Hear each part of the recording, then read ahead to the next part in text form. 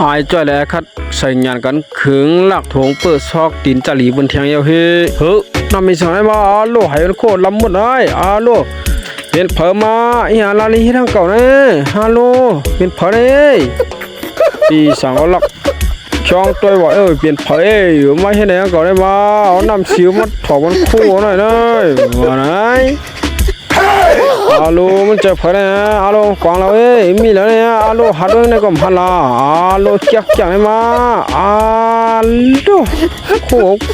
ยกมาเลยกูมาเลยมันฉีดมาเลยเฮ้อาลูเฮียงถงเปิดกำหายกันหน่อยเจ๊กจังเลยเมื่อไก่ก็วางไว้กันในก็รู้นี่ถงเปิดกันนี่เจ๊กจังเลยมันจะเผยมาอยู่ๆมาเอาน้ำถอกมันก็เฮ้มันลากเอาถุงปืนเอาเลียนกับเบ็ดให้ไหนโลมันเจอเผลอได้มารู้อย่างลาลีเขียนเนี่ยโลแจ๊กมูมันกลางลงได้มาว่าไหนไอ้จ่อยได้หลักโขยเอาเฮ้โลวิสองเลยเจอลำลงลางเช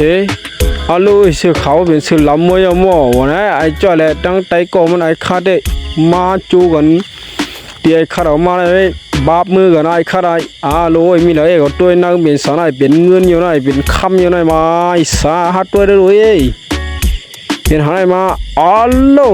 เนี่ยซอกตินจ่าลีไอ้คัดโลเนี่ยซอกตินจ่าลีจ่าเข้มนี่โลคือเข้มปีจะได้มาห้าวกับขายไอ้ลายมันเห็นไหนก็นะได้ไอ้มีลองซาหรือวนน้ำมาเป็นก้นได้โลลายเนี่ยขายไงมั้งหนูไล่นำหนูห้าได้เนาะไอ้ใจเนาะว่าไหนไอ้คัดก็ยิบดังถุงเปื่อยเนี่ยหนูมาเฮ้โลพี่สั่งได้ใส่ลำปีเจ้าโลพวกเขาเป็นคนลำไม่ได้โม่เผลอลาลีขี้รักก่อนได้มาโลถึงจังให้เนี่ยก่อนได้ว่าไหนไอ้จ่อยขายคัดได้เลียนออกมาเฮ้ยิบดังถุงเปื่อยไอ้จ่อยก็มัดเปิดพักตูดอกเฮ้ยพี่สั่งไปมาขายกันไอ้ได้มันเดินเสือหน่อยว่าไหนโอ้ยปุ๋ยพักตูเลยโอ้ยไอ้ย่างมึงแค่แล้วเนี่ยโลชอกตีนจ่าลีเนี่ยโลมึงแค่แล้วเนี่ยจ่าลีเนี่ยมึงเกี่ยปั่นมึงอเมริกันหลายเนี่ยมึงไปตัวเลยไอ้มึงว่ามันจะจ่าลีเตี้ยไอ้โลคือแคบไปจะไหนดังแคบตีนกำเดียวเนี่ยโลจ่าลีเตี้ยได้โลกางเหือในไหมโลเข้มบีเซอร์มามึงเก็บป่านหลายๆเนี่ยมาเมื่ออเมริกันมึงหลายๆเนี่ยเนาะเข้มก็เอากำเหนียวยาวว่าไหนไอ้ยาวก็ยิบน้องถุงเปื่อยเลียนเขาเหมือนในเฮือนมึงเฮ้ฮัลโหล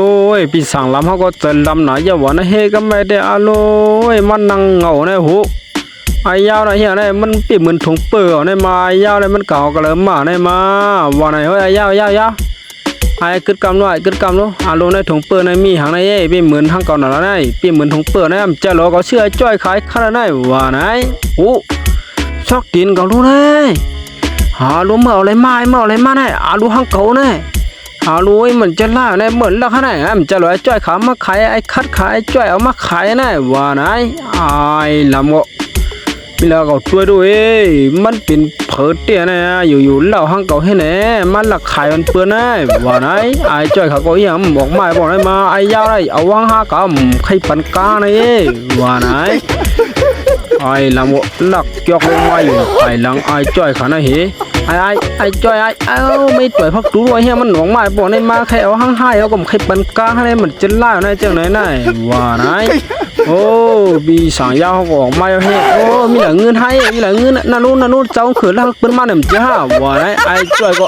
เอาน้ำเงาเฮ้ตันมาเหลือในมาว่าไหนไอ้จ้อยขายข้าวหญ้ากินขันมันไอ้ข้าวหญ้ายาวลากเขาในเฮืองไอ้จ้อยหญ้ากินขันมันหญ้าบีสั่งลำในเวียขามัน